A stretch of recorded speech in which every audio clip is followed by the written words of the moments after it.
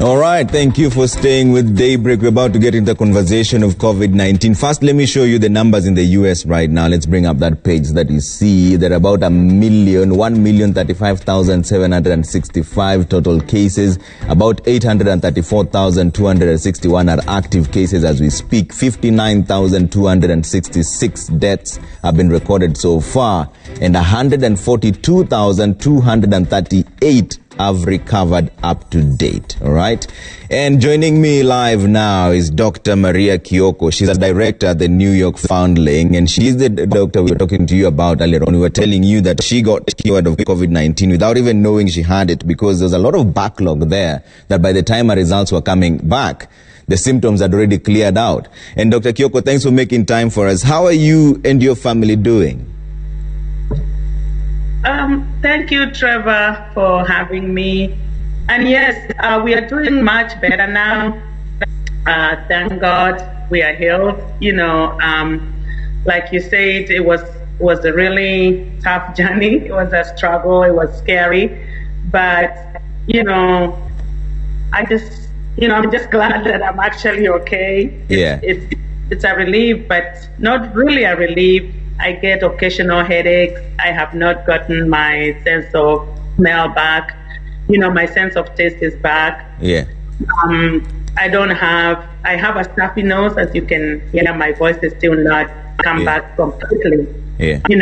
But I don't have any other symptoms. You're in New Jersey right now. So what made you decide to get tested for COVID-19? So I'm in New Jersey, and I live in New Jersey and I work in New York. Yeah. And those are the two, states that really account for more than 50% of the, going to 60,000 deaths.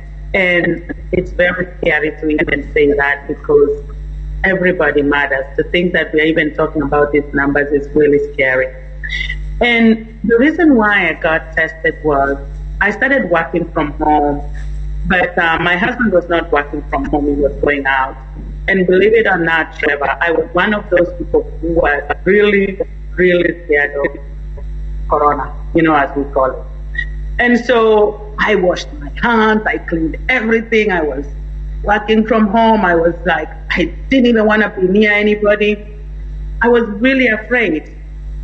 And but my husband was going in and out of the house.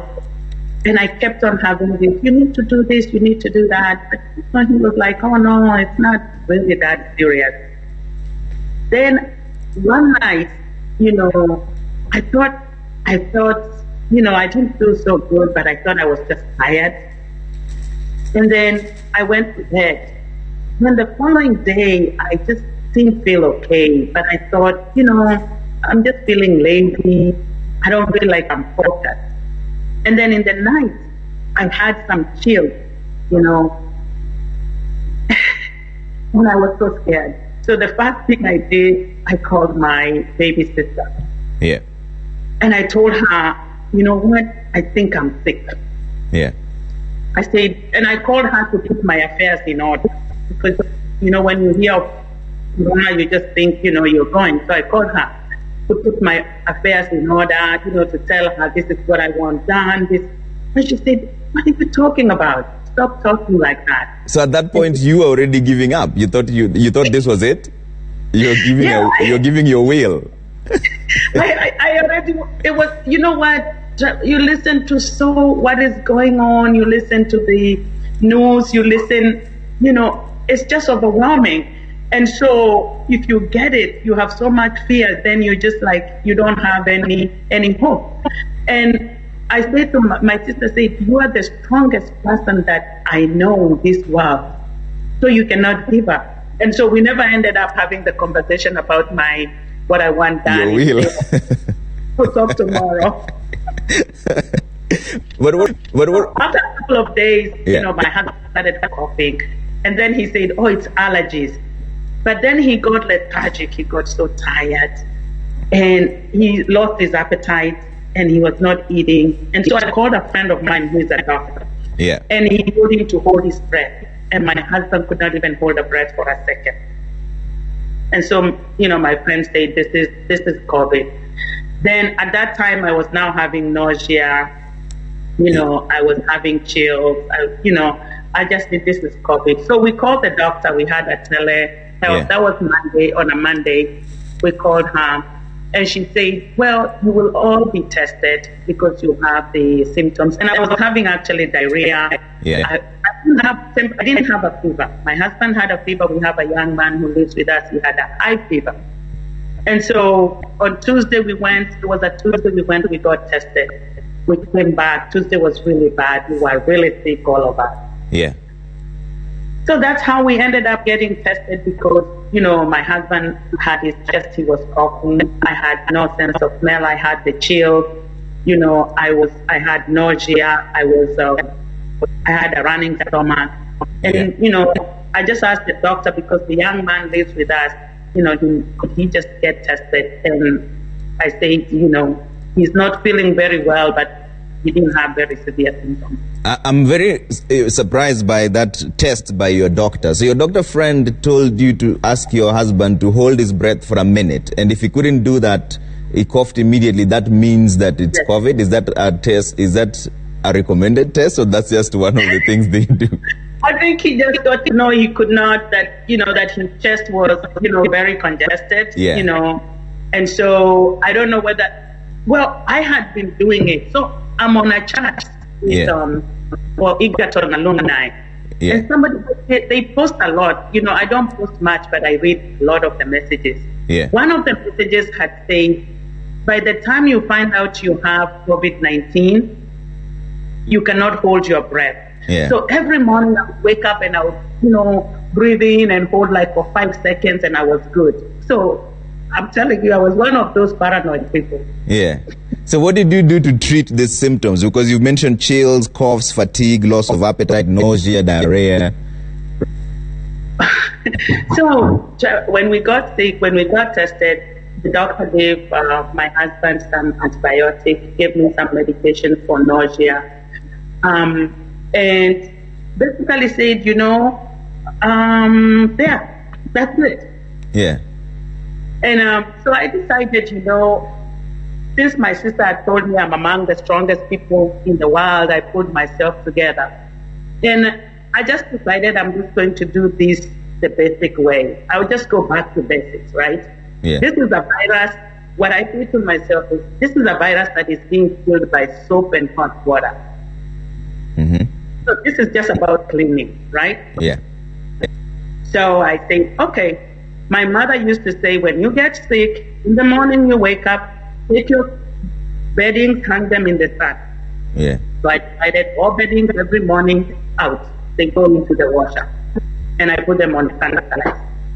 Then I sanitize the whole house. I clean with wipe. I didn't have disinfectant, so I mixed water and jik, bleach. Yeah. And I wipe the handles, I wipe everything. I open the windows, all the windows. So, in Ukambani, there's a lot of uji. So I had already bought brown millet. Yeah. So we made uji with neem, with a lot of lemon. Yeah. And there was a sister who was a nun who had been sick, and she had told me they had been taking a lot of lemon with ginger and garlic. Yeah. And so I boiled that, and I had already been boiling that. I told you I was among the paranoid group. So I was already boiling that. I was boiling pineapples, the skin of the pineapple. I peel the pineapple and I boil the pineapple. Yeah. Eat the pineapple, boil the skin of the pineapple. And then my husband did a lot of steaming. So we put the Vicks, in water, and then in hot water. Then you cover him. When the towel is used, you just remove the towel, you go wash it. Nothing, we were not using anything twice. I cleaned out, even this house, you see now, these things just came back. There was nothing here. Everything went out, went into the washer and went back into boxes.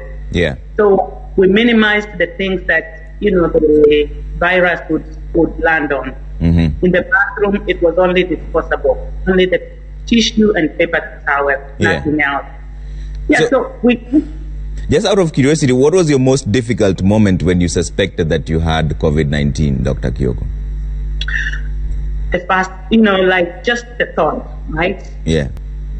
When you start to think that you might have it. I mean, before I even got it, I already had it because every symptom I would hear, I would imagine I have it, right? Yeah. But when I got the chills were real because I was, like chattering until my teeth were shaking. Yeah. If I talk, I'm like vibrating. So the fear, I think the fear was the greatest thing that, that I had when I heard about COVID. The best thing that happened is that I got hope, that I'm a strong person. I had people around me who helped my mental health, right? I had my staff, who called on me every day. I had, my boss who called me to check on me. I had my greatest support, my CWA sisters, who prayed for me every day at 3. They did Divine Mercy. They prayed for me. Yeah. They brought, one of my friends brought me soup and left it at the door, brought me vegetables. And then I'm fortunate enough that I have such a wonderful, wonderful family. Yeah. I have 2 wonderful sisters who just told all their friends and the entire world. And then they all called me, and it just became a family disease. Yeah. So I think that's what helped, that we all got together and they helped me. I think the mental strength is what really helped me to beat it. But how come it took so long for you to get your test results back?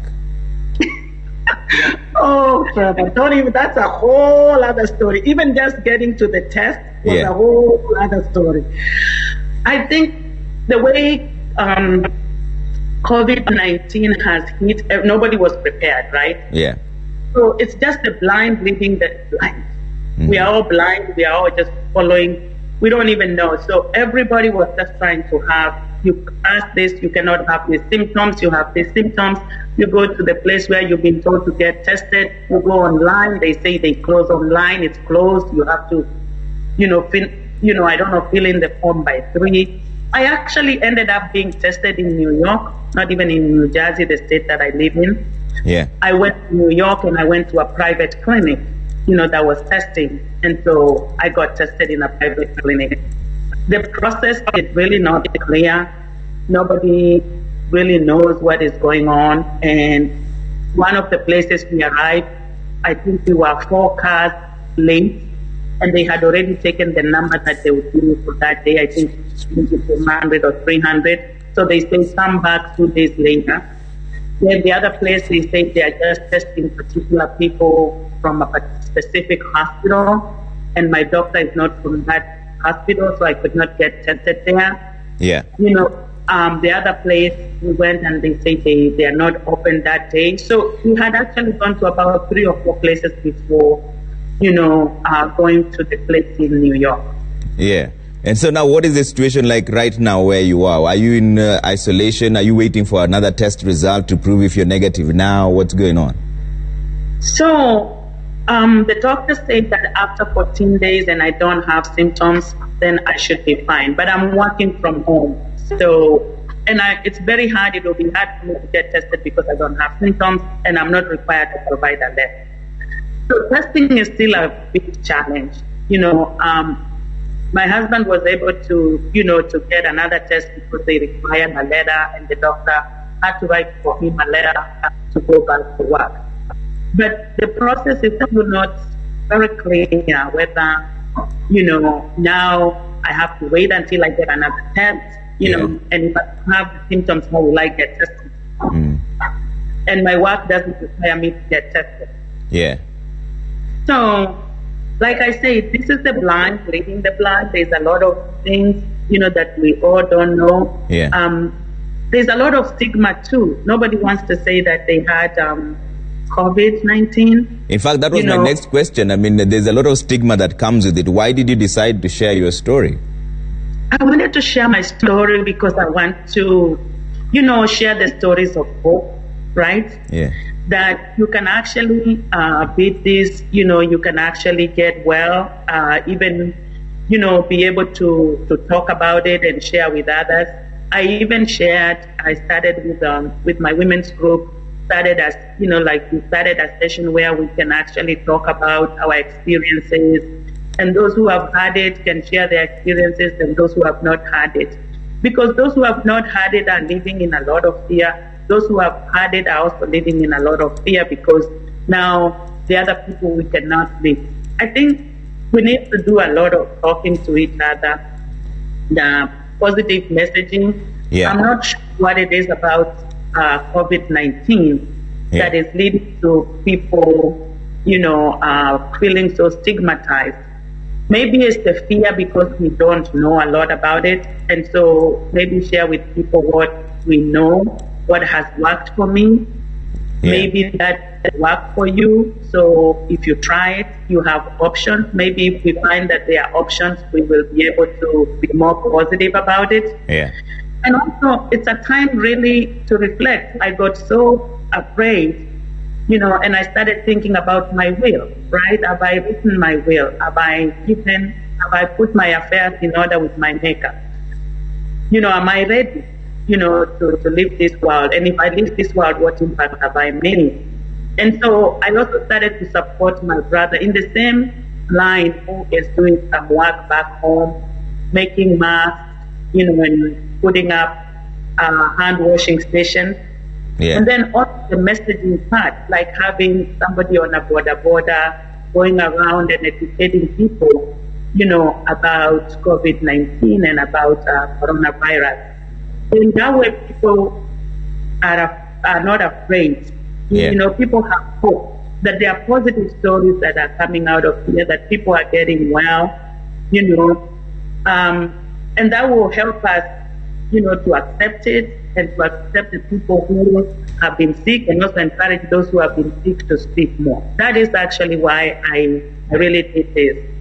The irony, of this disease is that it is a disease that we are being told to isolate, but actually it's a disease that is cured by being together, right? By supporting each other. So it's very ironic.